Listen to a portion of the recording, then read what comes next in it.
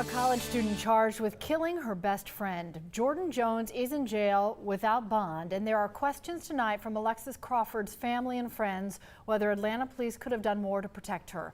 11 Alive's Deborah Tuff joins us. And Deb, there are a lot of layers to this case because Alexis went to police just days before she was killed.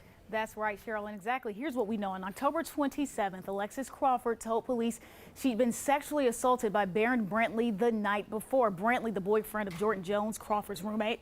Crawford's family says 4 days after Alexis filed that report, police believe she was murdered. Jones and Brantley accused of killing her. Crawford's family says they felt like they knew Jones well and can't believe she was allegedly involved in Alexis's murder.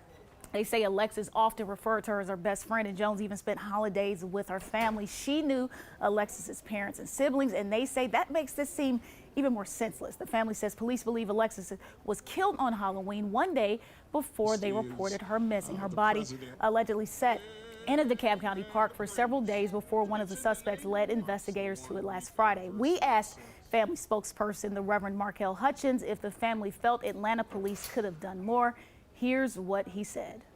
They didn't feel like Alexis was getting the attention from anybody.